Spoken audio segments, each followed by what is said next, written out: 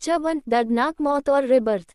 एक बड़े से बिल्डिंग में लोगों के जोर जोर से चिल्लाने की आवाजें आ रही थी। उसी बिल्डिंग के एक फ्लैट में एक लड़की ने इतना शोर सुनकर जल्दी से अपनी खिड़की का पर्दा हटाया। जैसे ही उसने पर्दा हटाया उसने देखा चारों तरफ आग ही आग लगी है।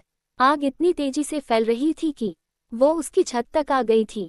तभी वो लड़की बोली, अचानक इतनी आग कैसे लग गई? मैं तो अभी आई थी तो सब ठीक था। फिर वह ज्यादा ना सोचते हुए बाहर की ओर भागी। अच्छी बात यह थी कि आग अभी गेट तक नहीं पहुंची थी। जैसे ही उस लड़की ने गेट खोल उसे अपने चेहरे पर पहले कुछ ठंडा महसूस हुआ, फिर अचानक उसे बहुत तेज डर हुआ और उसका चेहरा झुलसने लगा। वो कितनी भी कोशिश कर रही थी रोकने की, मगर उसके चेहरे का मांस नीचे गिरते ही जा रहा था।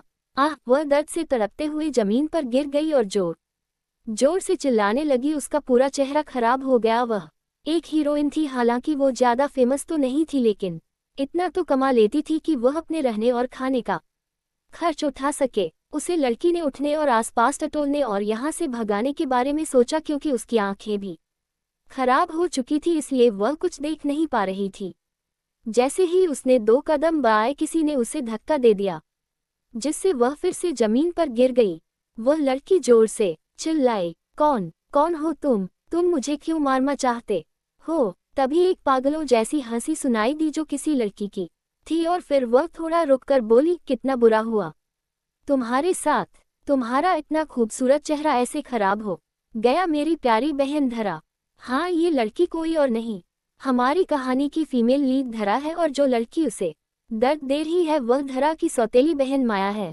धरा माया की आवाज सुनकर चौंक गई और बोली, माया तुम मेरे साथ ऐसा कैसे कर सकती हो? मैं तुम्हें अपनी बहन से भी ज्यादा मानती हूँ। भी माया बोली, क्योंकि मैं तुमसे नफरत करती हूँ। मैं तुमसे उस दिन से नफरत करती हूँ जब से मेरे पिता तुम्हें परिवार में वापस लाए थे। धरा तुम इतनी बेवकूफ हो कि तुमने कभी सोचा ही नहीं कि तुम्हारी लाइफ इतनी खराब क्यों है? माया धरा की आवाज निकालना भी बंद हो गया, क्योंकि उसका गला भी जल गया था। वह दर्द की वजह से और भी ज्यादा सिकुड़ गई। माया जोर से हंसी और बोली, तुम कभी भी महेश्वरी परिवार में आने के लायक नहीं थी, इसलिए मैं तुम्हें शुरू से ही फंसाते आ रही थी। तुम मेरे यश के लायक कभी भी नहीं थी।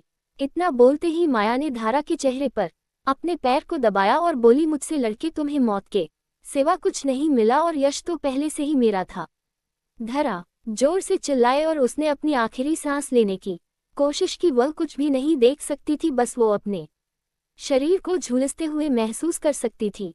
अचानक उसे तेज गर्मी भय का एहसास हुआ। उसे ऐसा महसूस हुआ जैसे उसे कोड निगल ही जाएगा, और बहुत गर्म है, बहुत गर्मी लग रही है। एक लड़की बेहोशी में चिल्ला रही थी, उसका शरीर पसीने से लथपथ था।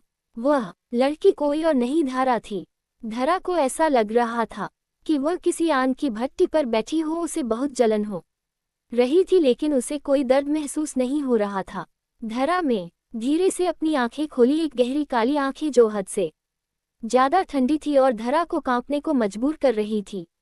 उसकी आंखों से मिली अगले ही पल एक आदमी ने उसकी गर्दन से पकड़ ली और उसकी सिडेक्टिव आवाज जो ठंडक से भरी हुई थी सुनाई दी, मुझे सच सच बताओ, किसने भेजा तुम्हें यहाँ? उसकी खूबसूरत आवाज की तरह उसे आदमी का चेहरा भी बहुत खूबसूरत था। पतली आईब्रोज, काली समुद्र से भी ज्यादा गहरी आंखें जो ऐसा महसूस करा रही थी कि वह उसकी आत्मा तक झांक सकता था, जिसे महसूस करके धरा की सांसें ही रुक गई थी। फिर धरा मन में बोली, ये आदमी कौन है और इतने गुस्से में क्यों लग रहा है? धरा काफी कंफ्यूज हो चुकी थी। उसे याद आया कि अभी अभी उसकी आंखें खुलने से पहले क्या हुआ था। उसे इतना तो समझ में आ गया था कि वह आग से घिरी हुई थी और उसकी बहन माया ने उसे जलाकर मार डाला। क्या मैं मर नहीं गई थी? उसे थोड़ा कंफ्यूजन भी था, थोड़ी खुशी भी। उसने खुद से कहा, क्या ऐसा हो सकता है कि मैं स्वर्ग में पहुंच गई हूं? इतना सोचकर उसका चेहरा पीला पड़ गया। धरा ने अचानक से उस आदमी की तरफ देखा और फिर उसके पीठ को ऐसे देखने लगी जैसे कुछ ढूंढने की कोशिश कर रही हो। तभी वह आदमी बोल पड़ा, तुम क्या ढूंढ रही हो? उसने यह बात बहुत गंभीर होकर कहा, लेकिन धारा ने उसकी बातों पर ज्यादा ध्यान न देते हुए बोली, क्या तुम डेविल हो या फिर तुम इंसान हो? क्या? वह आदमी भी चौंक गया और बोला कि क्या बोल रही हो तुम? अचानक फोन की घंटी बजी। धरा ने उस आदमी को फोन उठाते देखा। वह फोन बहुत पुराना था, जो 10 साल पहले बहुत चलता था, लेकिन अब के समय में वह किसी कबाड़ी से कम नहीं था। धरा ने अपने मन में सोचा, यह इतना पुराना फोन क्यों इस्तेमाल कर रहा है, लगता है ये बहुत गरीब है। तभी उसका ध्यान उस मोबाइल के डेट पर गया और वह चौंक गई और मन में बोली, ये तो 10 साल पहले का टाइम है, आखिरी हो क्या रहा है। धरा ने खिड़की से बाहर देखा। फर्श से छत तक बहुत बड़ी कांच की खिड़की थी जिससे रोशनी आ रही थी। वह कमरा बहुत ही खूबसूरत था। तभी उसका ध्यान एक बड़े से कांच पर गया और उसने जब अपना चेहरा देखा तो वह चौंक गई। उसे विश्वास नहीं हुआ, क्योंकि यह उसकी नाजुक और कोमल त्वचा थी। जब उसे अपना वो जला हुआ चेहरा आया तो उसे इतना अच्छा महसूस हो रहा था कि वह भरोसा ही नहीं कर पा रही थी कि यह उसका ही चेहरा है। उसने जल्दी से अपने हाथ पर चिकोटी कटी। ये तो सब कुछ सच हो रहा है, इसका मतलब जैसे टीवी और नोवेल्स में होता है वैसे ही मेरा रीबर्थ हुआ है। अब धरा और चौंक गई। उसने चारों तरफ देखा। ये एक हाई प्रेसिडेंशियल सूइट था। सभी चीज काफी महंगी थी और ये देखकर पता लगाया जा सकता था कि आदमी बहुत अमीर होगा। तभी उसे पिछले जन्म की सारी यादें याद आने लगी। झूठ, धोखा, नशा करना, ये सब उसकी जिंदगी का हिस्सा था। तभी उसे याद आया कि एक बार वह किसी अनजाने कमरे में चली गई थी और डर की वजह से उसने इस बारे में ज्यादा कुछ नहीं सोचा। और जब उसने बाथरूम से पानी गिरने की आवाज सुनी तो उसने भागने को सोचा और वह जल्दी जल्दी अपने कपड़े पहनकर बिना पीछे देख बाहर भाग गई थी। लेकिन होटल की लॉबी में रिपोर्ट्स के एक ग्रुप में उसे रोक लिया उस समय। हालांकि वह कोई बड़ी बात नहीं थी, लेकिन एंटरटेनमेंट इंडस्ट्री के सभी लोगों को उसके बारे में पता चल गया था और यह उसे दिन की हेडलाइंस में बड़े बड़े शब्दों में दिखाया जा रहा था। हालांकि उसका उसमें नाम नहीं लिखा गया था, लेकिन यह जरूर बताया गया था कि वह एक कोई छोटी एक्ट्रेस थी। कई रिपोर्टर्स ने तो सीधे तौर पर उसे एक मोटे बुढ़े आदमी के साथ होने की बातें फैलाई थी। सच्चाई न जानने वाले लोगों को यही लगा कि वह सब सच बोल रहे हैं, जिसकी वजह से उसे फिल्म मिलना लगभग बंद हो गई थी। यहाँ तक कि उसे जिस फिल्म में सेकंड फीमेल लीड का रोल मिला था उससे भी बाहर कर दिया गया था। उसने अपने ब्लैंकेट को नीचे किया ले उसे थोड़ा ठंड महसूस हुआ और वह अभी भी अपने शरीर में दर्द महसूस कर सकती थी। दूसरे शब्दों में कहें तो उस दिन उसका पुनर्जन्म हुआ था और जो कल रात आदमी उसके साथ था वो बड़े पेट वाला बुवा अभिनेता नहीं बल्कि एक जवान हैंडसम आदमी था। इसलिए वह देख सकती थी कि ये उम्मीद से ज्यादा अच्छा था। लेकिन अफसोस की बात है कि वो कितने सालों तक इसके लिए अपने मन में शिकायत करती थी, ये सोचकर कि सच में उससे झूठ बोला गया था। लेकिन अब ऐसा लगता है सबको बस झूठ बोलने और धोखा देना ही आता था। रूम में अचानक शांति छा गई। धरा को केवल अपनी पीठ के पीछे ठंडक महसूस हुई। वह पीछे मुड़ने ही वाली थी कि तभी उसे किसी ने बिस्तर पर दबा दिया। आह! धरा की चीख निकल गई और उसकी आंखें चौड़ी हो गई। 7 कबीर राजवंश योजक चिन्ह। अब तक आपने पढ़ा, धरा को उसकी बहन की वजह से बहुत दर्दनाक मौत मिलती है, लेकिन जब वह उठती है तो उसे एहसास होता है कि वह एक लग्जरियस होटल के बेडरूम में थी और उसके पास एक आदमी था।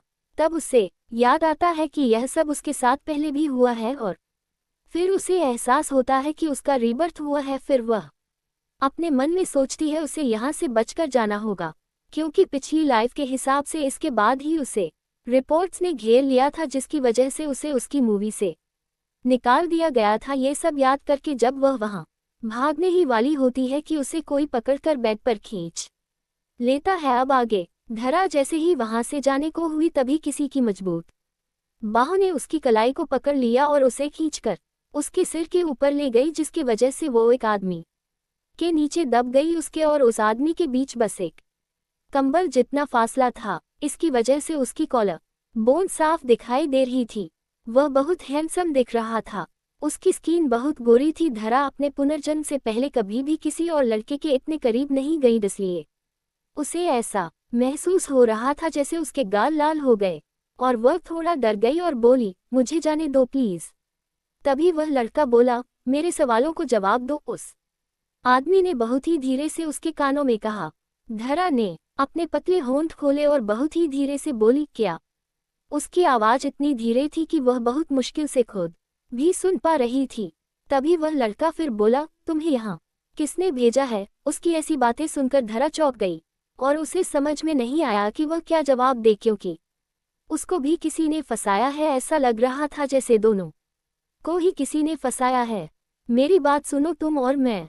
धरा अभी समझने की कोशिश करने ही वाली थी कि तभी उनके रूम की घंटी बजी और जोर जोर से चिल्लाने की आवाज आने लगी। कोई तेजी से गेट पर नाक कर रहा था, गेट खोलो, जो लोग अंदर है जल्दी से गेट खोलो, नहीं तो हम अंदर घुस जाएंगे। ऐसी आवाजें बाहर से आ रही थी इससे पहले कि वो दोनों कुछ समझ पाते। गेट के लॉक खोलने की आवाज सुनाई दी और फिर तभी रिपोर्ट्स के ग्रुप जल्दी से अंदर आ गए। थोड़ी देर तक लाइट के फ्लैश ने उन्हें उनकी आंखों को बंद करने पर मजबूर कर दिया और यह उन दोनों के लिए बहुत ही अजीब सिचुएशन थी।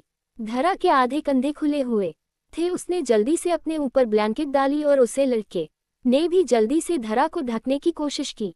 अंदर लोग भी उन दोनों को देखकर चौंक गए। अगले ही पल धरा ने एक नाम सुना जो किसी ने बहुत ही धीमी आवाज में कहा था, कबीर राजवंश। आसपास का वातावरण अचानक से शांत हो गया। ब्लैंकेट से कसकर लिपटी हुई धरा जिसने अपना केवल सिर निकाला था, उसने जल्दी से अपने चारों ओर देखा। जाहिर सी बात है कि वह सभी रिपोर्टर से आदमी को अच्छे से पहचानते थे, या दूसरे शब्दों में कहे तो वह उससे डरते थे। इससे इस बात का अनुमान लगाया जा सकता था कि वह आदमी कितना खतरनाक और पावरफुल था, और यह बहुत ही बुरी बात थी कि उसके लिए अब अच्छा नहीं होने वाला था। तभी एक वेटर की आवाज आई जो बोल रहा था, प्लीज मुझे माफ कर दीजिएगा मिस्टर कबीर। वेटर ने कांपते हाथों से चाबी को छुपाने की कोशिश की। रिपोर्ट अभी होश में आए और जल्दी से बोले, मिस्टर कपूर, हम लोग को कोई गलतफहमी हुई थी। धरा ने उनकी ओर देखा।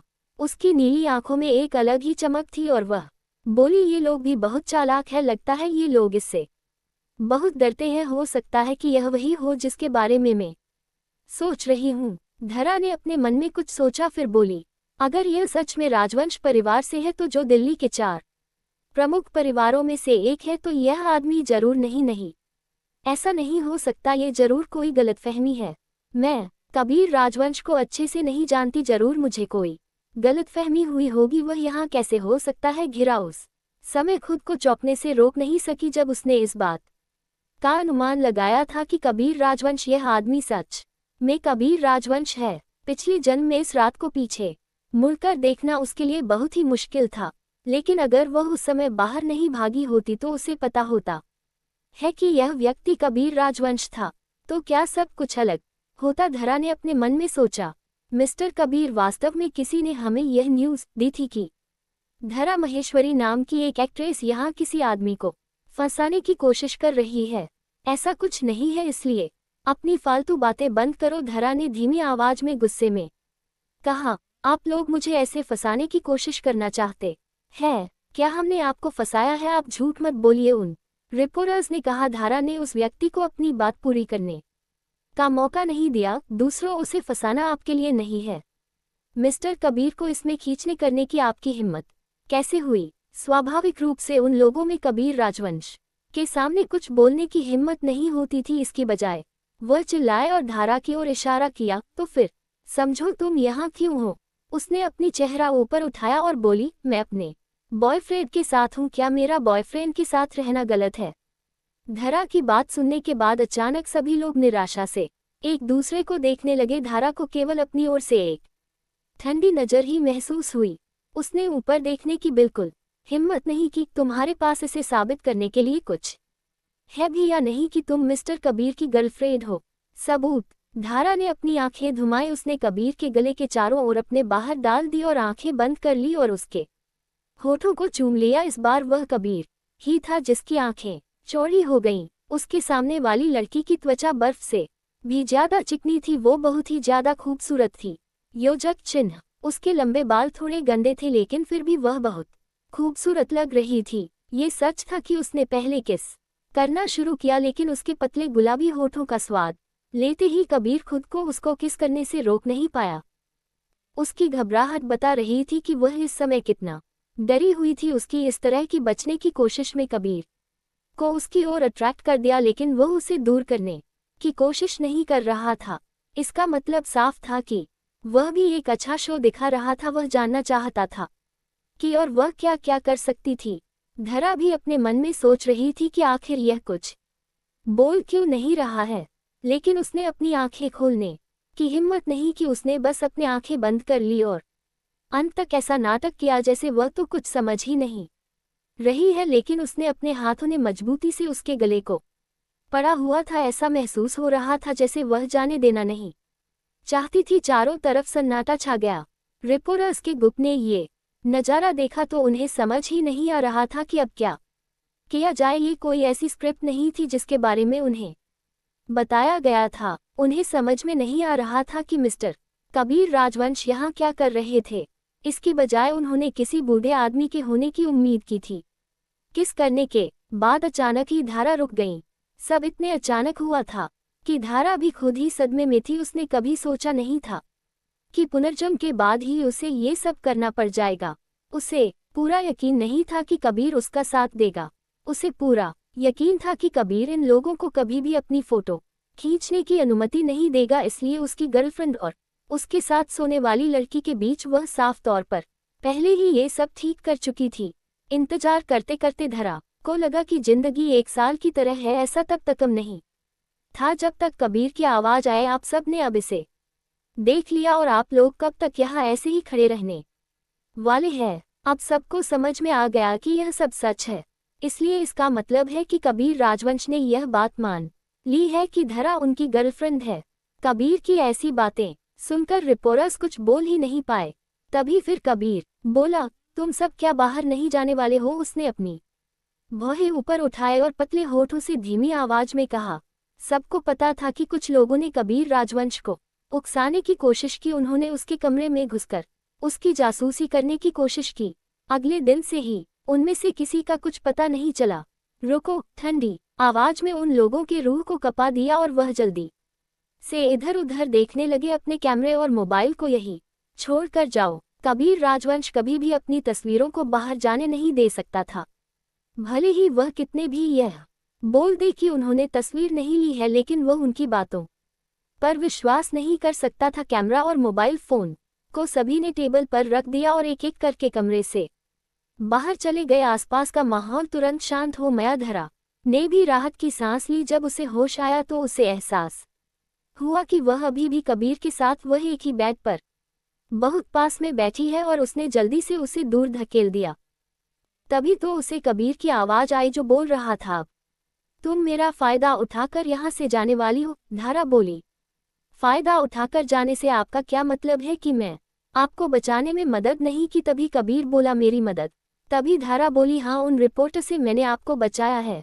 कबीर कुछ नहीं बोल पाया। उसने बस अपनी आंख छोटी करके उसकी ओर देखा। धरा उससे डरती थी, लेकिन इस मामले में वह उसके सामने कमजोर नहीं हो सकती थी। हालांकि उसके ऐसे घूरने से उसे ऐसा महसूस हुआ जैसे वह कुछ गलत कर रही है। फिर उसने जल्दी से अपना सिर नीचे किया और बोली, अच्छी रहती है, हम दोनों ने एक दूसरे की मदद की। कबीर फिर भी नहीं बोला। उसने अपने मुंह का कोना हिलाया और बड़े चिढ़ाने वाली मुस्कान दी। उसकी ऐसी मुस्कान को देखकर धरा भी चिढ़ गई और उसने अपना हाथ हिलाया और बोली, ठीक है, कुछ भी नहीं कहने के लिए थैंक यू। आपने मेरी मदद की और मैं अब आपको पैसे चुकाऊंगी।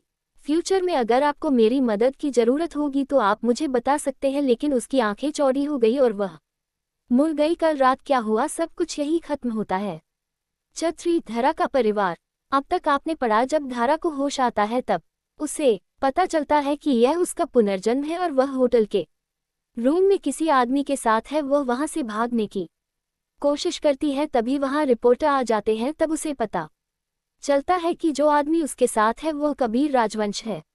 बाकी रिपोर्ट्स भी कबीर राजवंश को देख काफी डर जाते हैं और धारा से ही सवाल करने लगते हैं। धारा भी उन्हें झूठ बोलती है और बोलती है कि वह कबीर राजवंश की गर्लफ्रेंड है। पहले तो कोई इस बात को नहीं मानता, लेकिन जब कबीर भी बोलता है कि धरा उसकी गर्लफ्रेंड है तो सब उसकी बात मानकर वहां से चले जाते हैं। अब आगे धारा होटल के वॉशरूम में अपने चेहरे को छुपाए बैठी हुई थी और वह सोच रही थी कि कहीं ये सब सपना तो नहीं है। हालांकि जब वह सोई और जगी थी तो उसे लगा था कि यह कोई सपना है, लेकिन अब उसे यकीन हो गया था कि ये सब सपना नहीं, हकीकत है। फिर उसने सोचा कि उसका रीबर्थ कैसे हो सकता है, लेकिन ये भी सच है कि जब उसने अपनी आंखें बंद की तो उसे वह आग याद आई जिसने उसे झुलसा दिया था। यहाँ तक कि वह उस दर्द को अभी भी महसूस कर सकती थी जो उसे उस समय हुआ था। पहले ही उसने होटल के रूम के कैलेंडर में डेट को देखा था जो 2020 का था, जिसका मतलब ये था कि वह अभी 19 साल की है। इसके बारे में ध्यान से सोचते हुए उसे याद आया कि जब वह 19 साल की थी तो बहुत सारी चीज़ हुई थी। इस टाइम ही कॉलेज में उसे एडमिशन नहीं मिल पाया था और उसे फिल्म इंडस्ट्री में भी एंट्री नहीं मिली थी, क्योंकि उस टाइम तक उसने अपना एंट्री पास खो दिया था। लेकिन अपने कोशिशें से और अपनी मेहनत के बल पर उसने आखिरकार फिल्म इंडस्ट्रीज में एक रोल पा लिया था, जो कि सेकंड फीमेल लीड का था। लेकिन उसमें भी उसको 1 साल तक का समय लग गया। जब उसने सोचा कि वह अपने दम पर सफलता हासिल कर सकती थी, उसी रात कुछ ऐसा जिस वजह से मीडिया वालों ने रातों रात उसके हुआ था बारे में अफवाहें फैला दी, जिसकी वजह से लोगों के सामने उसकी इमेज खराब हो गई थी और उसका नया बना हुआ करियर भी खत्म हो गया था। महेश्वरी परिवार के बारे में बहुत ही नेगेटिव न्यूज़ आई, तब सभी ने साथ मिलकर उसका मजाक उड़ाया। उसका पिता, जो हमेशा से पक्षपात करते थे, उन्होंने उसे थप्पड़ मारा और उसे बहुत डांटा। और दादी, जो उस बस बचपन से नफरत करती थी, उन्होंने उसे महेश्वरी परिवार से बाहर भी निकाल दिया। वह रिश्ता तोड़कर ही महेश्वरी परिवार पर उसके प्रभाव को कम कर सकते थे। उसे उसकी चाची और उनकी बेटियों ने बचाया था। उसे ऐसा तब तक लगता रहा जब तक उसकी पिछले जन्म में मौत नहीं गई। उस टाइम उसे पता चला था कि वो तीनों ही उसे शुरू से धोखा देते आ रही थी। अंत में उसे पता चला था कि उन्होंने उसके लिए जाल बिछाते थे। अपने पिछले जीवन में वह इतनी गरीबी में क्यों जी रही थी, इसका का कारण वो लोग थे जिनकी वो पूजा करती थी। वह क्रिमिनल थे। वह उसे अपनी आंखों में कांटों की तरह तेज समझते थे। भले ही उसे अंत में उसे महेश्वरी परिवार से निकाल दिया गया और उसके करियर और परिवार में कुछ भी नहीं था, फिर भी उन्होंने उसे नहीं छोड़ा। अंत में उसे मार दिया गया। अब ये नफरत अभी खत्म नहीं हुई है। सौभाग्य से भगवान को धरा पर दया आ गई और उस रात में वापस आ गया जहां से ये सब शुरू हुआ था।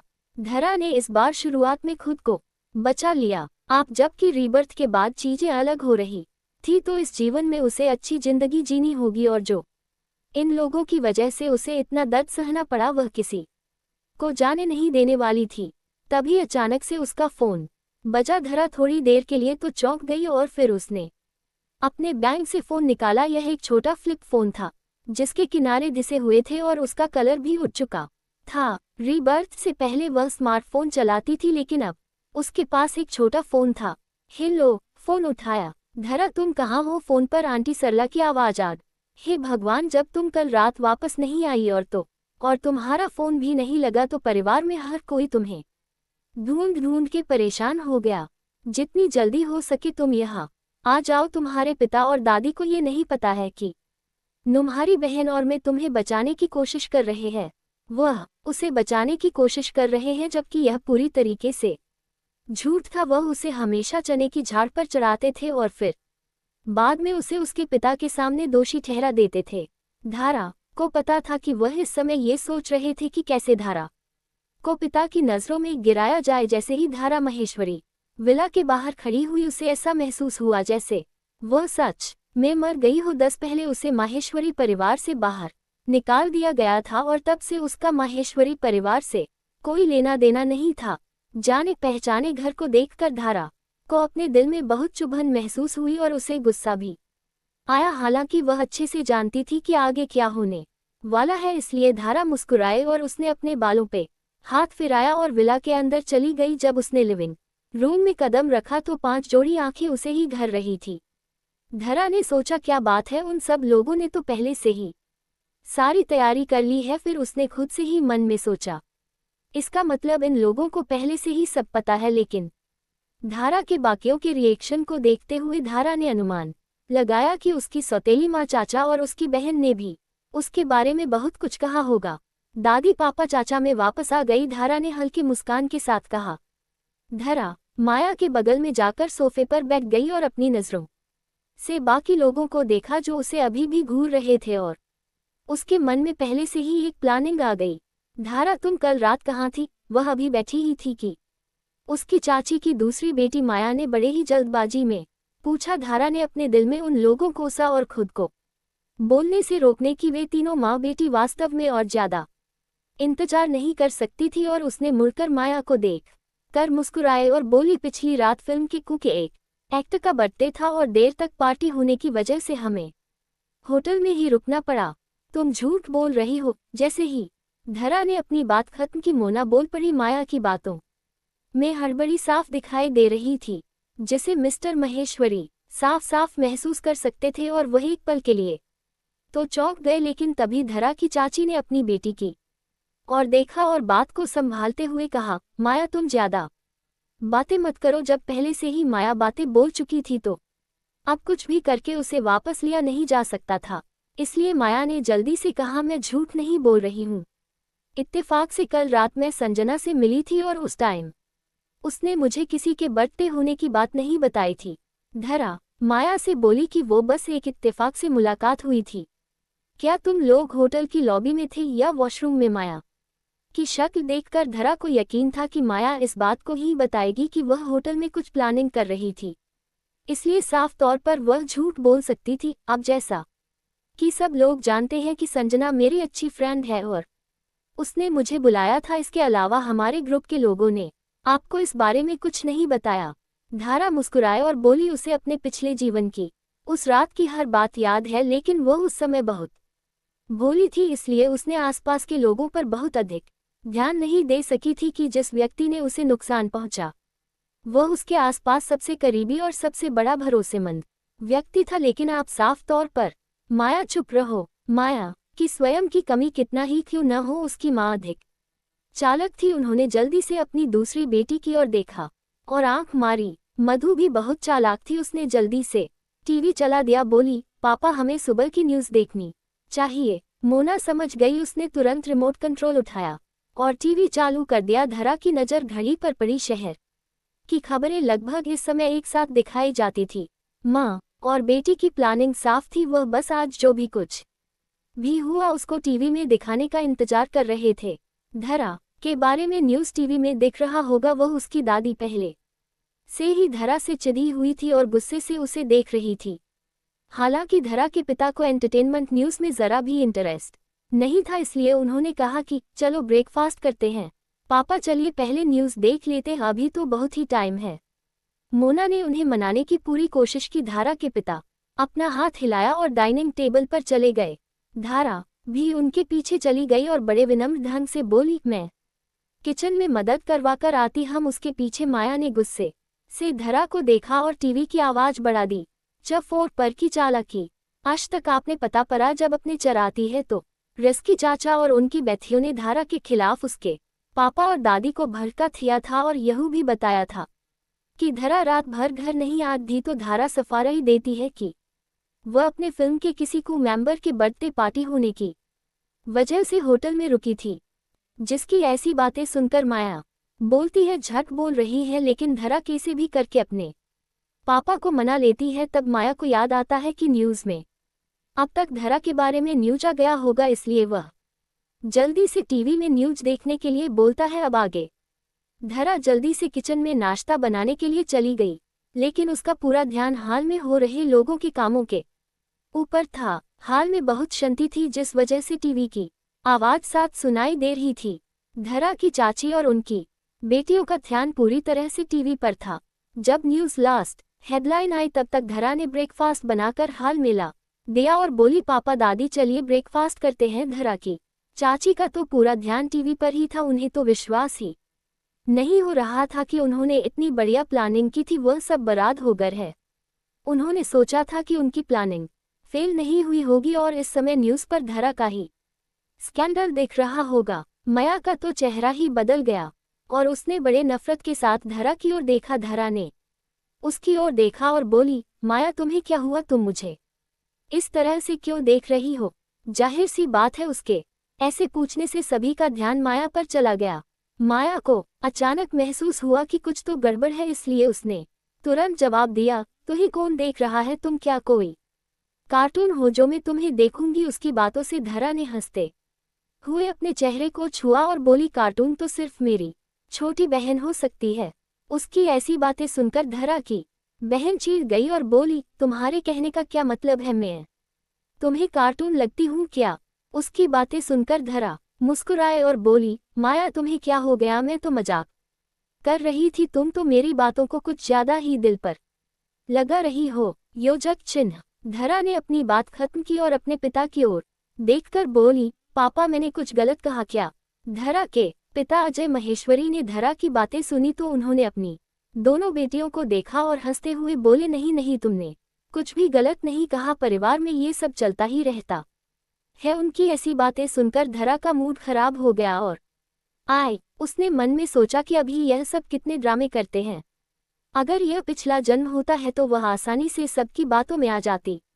अब धरा अच्छे से समझ गई थी कि सारे परिवार वाले बस उसे फंसाना चाहते हैं, इसलिए उसने सोच लिया था कि वह कभी भी अपने पिता और दादी के खिलाफ ऐसा कोई काम नहीं करेगी जिससे उसका जीवन ही खतरे में पड़ जाए। उसे अपने पिता के सामने एक अच्छी और स्मार्ट बेटी की तरह व्यवहार करना सीखना होगा।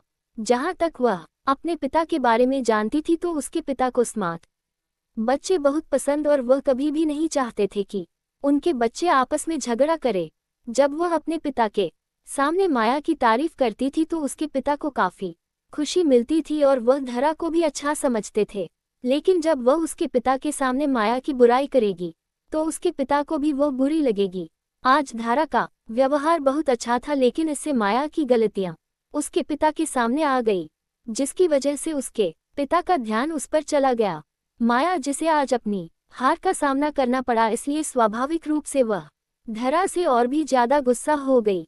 एक ब्रेकफास्ट करने के बाद वह अपने कमरे में वापस चली गई। जब वह सीढ़ियों पर जा रही थी तो उसने देखा कि धरा उसके पीछे आ रही है, इसलिए उसने जानबूझकर कदम धीमे उठाया और ऐसे दिखाए जैसे वह नीचे गिर गई।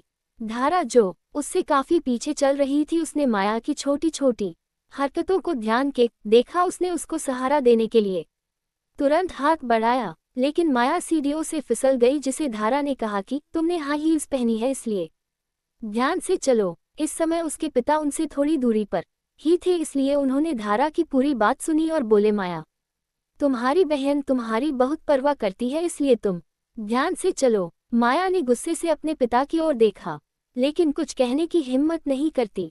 अजय ने उसकी तरफ देखा और बोले, घर पर ही हाई हील्स क्यों पहन रही हो? तुम एक स्टूडेंट हो, अपनी बहन की तरह रहा करो। वह कॉलेज में एंट्री नहीं ले पाए, लेकिन उसने इसके लिए मेहनत की, तुम्हें भी वैसे ही बनना चाहिए। तभी माया ने मुंह बनाते हुए कहा, उसे बस एक सेकंड फीमेल लीड का रोल मिला है, ये कोई बड़ी बात नहीं है और मैं उससे काफी अच्छी हूँ। मैं फ्यूचर में फीमेल लीड का रोल प्ले करने वाली हूँ। उसने धरा की ओर ऐसे देखा जैसे वह कोई गंदी चीज हो। उसकी ऐसी बातें सुनकर माया के पिता नाराज हो गए और बोले, तुम 1 साल से रोल पाने की कोशिश कर रही हो, लेकिन अभी तक तुम्हें कोई रोल नहीं मिला है। अजय माहेश्वरी माया के ऐसे व्यवहार से असंतुष्ट। ठीक है, माया आपकी बातों का ध्यान रखेगी। तुरंत धरा की चाची ने माया हाथ खींच लिया और कमरे में ले गई। धारा ने अपनी चाची और माया की ओर देखा जो जल्दी में वहां से चली गई। उसने हल्की सी मुस्कान दी और अपने पापा से बोली, पिताजी मेरी बहन की अभी कोई गलती नहीं, अभी वह बहुत छोटी है। उसके पिता तुरंत बोल पड़े, छोटी तुम बस 3 महीने ही उससे बड़ी हो, लेकिन तुम उससे ज्यादा समझदार हो। तभी धारा फिर बोली, पापा माया और मेरा नेचर अलग अलग है और इसके अलावा वह हम सब में छोटी है और मेरी चाची भी उससे सबसे ज्यादा प्यार करती है, तो ये जाहिर सी बात है कि उसका नेचर बचकाना है, उससे नाराज मत होइए। धारा ने चालाकी से ऐसा वार किया कि तीर सीधे निशाने पर लगा।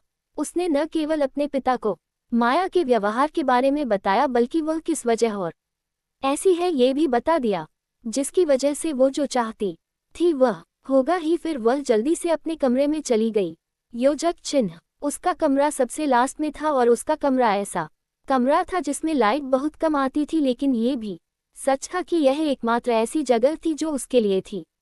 जब माया के कमरे के पास से धरा गुजर रही थी तो उसने अंदर से धीरे धीरे बातें करने की आवाजें सुनी। ध्यान से सुनने पर उसे पता चला कि माया और उसकी चाची आपस में कुछ बातें कर रही थी। माँ, क्या हो रहा है?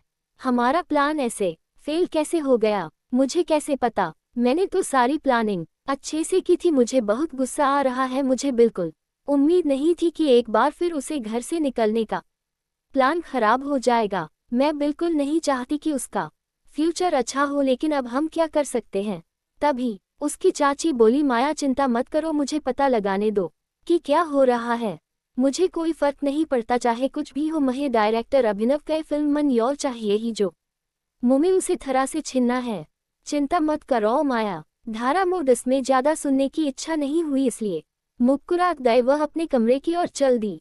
अपन रूम का गेट लॉक करने के बाद वह और भी ज्यादा तेज हंसने लगी और वॉली हो तो माया को डायरेक्टर अभिनव की फिल्म मैनॉल चाहिए। पिछली लाइफ में उसकी चाची ही थी जिन्होंने उसे फंसाया था, जिससे न केवल उसने फिल्म में अपने रोल करी खुटिया बल्कि उन्हें घर से भी निकाल दिया गया था, जिसकी वजह से जब माया का करियर ऊंचाइयों पर पहुंच गया था तब धरा की लाइफ और भी ज्यादा गरीबी में भी थी और अंत में वह मर गई। जैसे जैसे वह उन लोगों के बारे में सोच रही थी उसके अंदर नफरत बढ़ती ही जा रही थी। उसका खून इतना खौल रहा था कि वह अपने दुश्मनों को तुरंत मारना चाहती थी, लेकिन फिर उसने सोचा वह उन्हें भी वैसे ही मौत का अनुभव करावेगी जो उसने किया, और दुश्वार उसे पता था कि अब उसे क्या करना चाहिए और क्या नहीं। वह बदला लेना चाहती थी, लेकिन तब जब बदला लेने के लिए वो तैयार हो उसे इतना ताकतवर होना होगा कि चाची और उनकी बेटियां उसकी बराबरी भी ना कर सके और उनसे धीरे धीरे सब कुछ उनका वापस लेना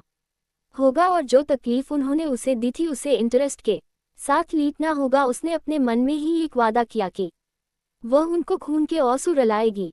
फिल्म में रोल पाने के लिए क्या करेगी माया, धरा कैसे बचेगी, माया की चालों से जानने के लिए सुनते रहिए आर्कशॉट्स 2.0।